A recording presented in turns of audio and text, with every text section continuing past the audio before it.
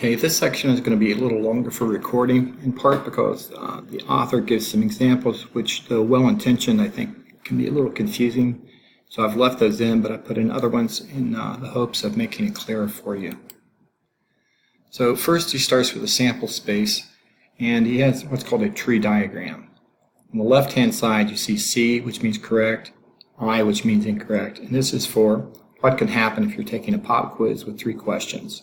So you can either get correct or incorrect on the first quiz question. You move to the second question, you can get correct or incorrect, and so on. And so you end up with a sample space of CCC, which is correct, correct, correct, CCI, which is correct, correct, incorrect, CIC, which is correct, incorrect, correct, and you get correct on the first question, incorrect on the second one, incorrect on the third, and so on.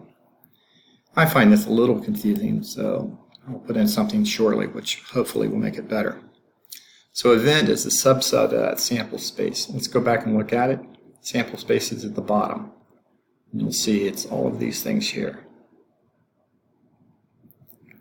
So what's the chance of an event A where they get all 3 questions correct? Well, if we look and we see it can only happen one way, and there are a total of 8 different things, so that's 1 out of 8. Here's the sample space I put in. It's tossing 2 coins. So I've shown it to you in 3 ways here. A list where you can get a head and a head. A list where you get a head on one and tail on the other. And in the list you can actually get a tail on the first one instead of a head and get a head on the second one. Or you can get 2 tails. The table shows the same thing. All times the reds are events that actually happen from 2 coin tosses. See in the list there's 4 of them. In the table there's 4 of them, and the tree diagram there's 4 of them. So the sample space is listed at the bottom. There are 4 different events. Notice that heads and tails is different than tails and heads. Think of it in terms of if you actually toss the same coin twice. You might get a head and a head then a tail, but you might actually throw in the first time you got a tail and then the second time you got a head. And of course the last one's a tail and a tail. So your sample space is size 4. For each outcome, there's a probability. So, and that probability is going to be restricted between 0 and 1, and all the probabilities must add up to equal to 1. If not, you've overlooked something. If it adds up over 1, you've got something that's called overlapping events. Probability is actually a pretty easy idea. You look at how many ways something can happen for an event, like heads and heads, and you look at all the outcomes in the sample space. So for heads and heads, it can only happen one way, and there were 4 possible outcomes, so it's a 1 in 4 chance. Here's the author's example. If you're audited and you make under $200,000, that would be where you have yes intersecting with under 200,000, 1,233 people this happened for. It's disjoint, meaning it can't happen and at the same time have no happen. You can't be audited and not audited. You go through that. So he has a contingency table here. Notice we have totals in the far right column and on the bottom row. Contingency table. We do not have these made into proportions, but we probably would like to look at that. So here's the sample space. He lists the first 3, then ... You should try to fill in 4 and 5 yourself. So you should stop it now and do that. So what's the probability of an audit? Well, how many people were audited and how many people were their total? Come back here, 1,405 were audited. How many were their total? 145,781. So it's that ratio we're looking at. And commonly we will make that into a decimal. Those numbers, these fractions are too hard for us to really figure out what it means.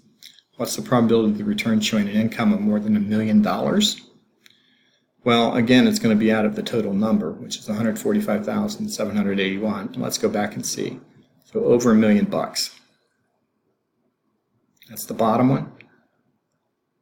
For the totals, 39 plus 3, 24. Total 363.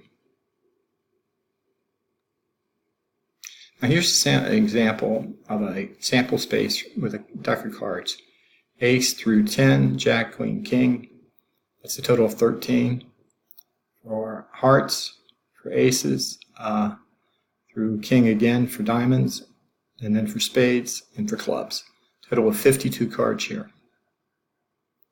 What's the probability of drawing a heart at random if you draw a card from the deck? How many hearts are there? 13. Out of how many cards total? 52. And if you reduce that, that's a fourth, or 0.25. Now, basic rules for finding probabilities. When you have two events you're looking at, you can have things that are not the event, like not a heart.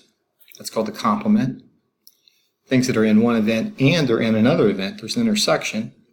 And then things that are in one event or another event, a union. For instance, a union of people getting married. It's two separate individuals that join together as one. That's just to try to give you some other reference.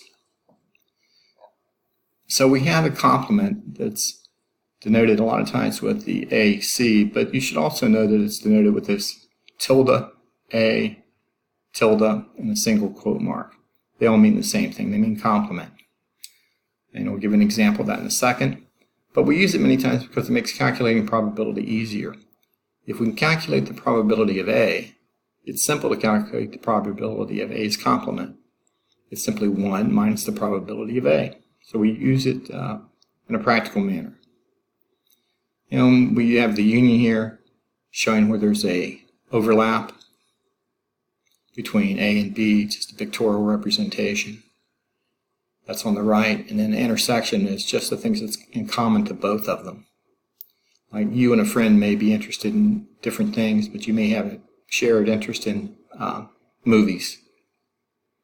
So here it goes back to the quiz with correct, correct, incorrect, and so on. So if you have 2 correct and you have 1 correct, those don't intersect at all.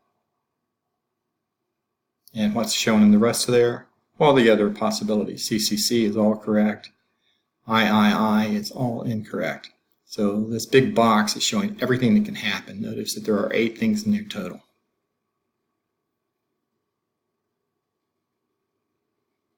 Okay, so instead of the probability of drawing a heart, what's the probability of not drawing a heart if you randomly get a card out of the deck?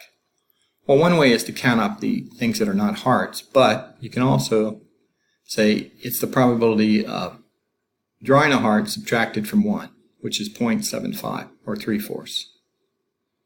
The addition rule says, well, you got to add these things up, but how you add them up depends on whether or not they intersect with each other. If they're disjoint, that means they don't intersect with each other. If they're overlapped, that means they do have some intersection. So we'll go through an example. And our example here is the addition rule. If we have aces and kings in a deck of cards, if an ace, it's not a king. If it's a king, it's not an ace. They are mutually exclusive. They are disjoint. If you look at hearts, there is one of the hearts which is a king. So that actually overlaps with a set of kings. So these overlap. They are not mutually exclusive. It can actually be both, a heart and a king.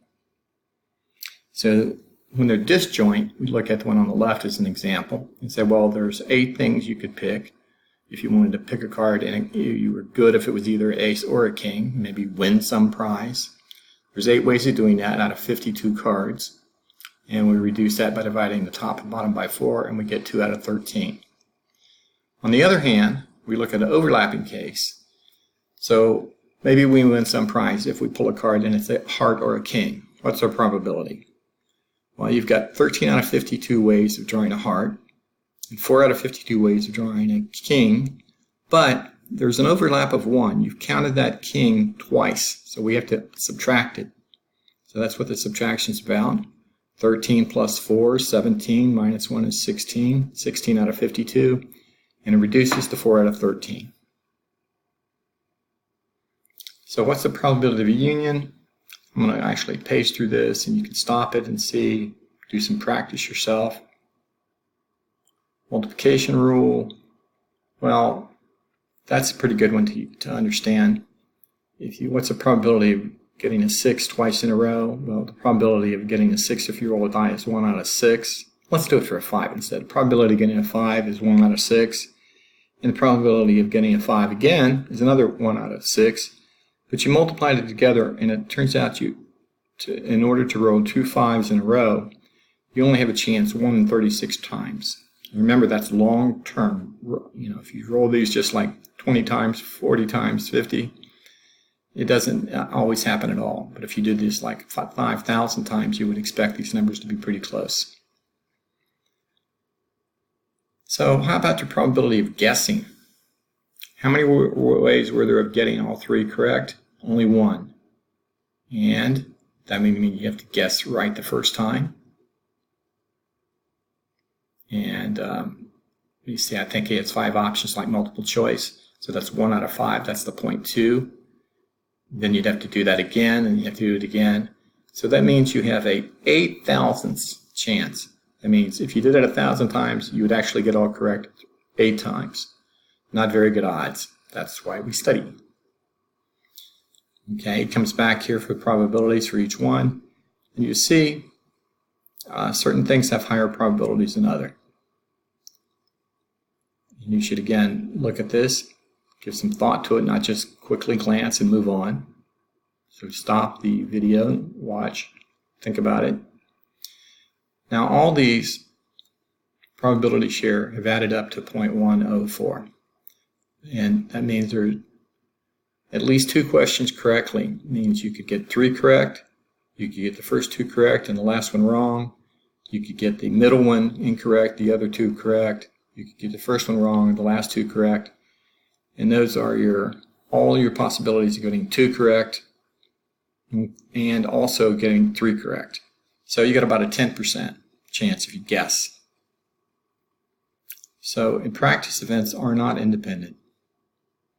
We assume there they were, and for that case, indeed they were, but it doesn't always happen. So we will practice a bunch of these things in class this week, instead of just looking at something like this. And sometimes you can tell by doing samples that things are not independent when you thought they might be. And this is where we'll end.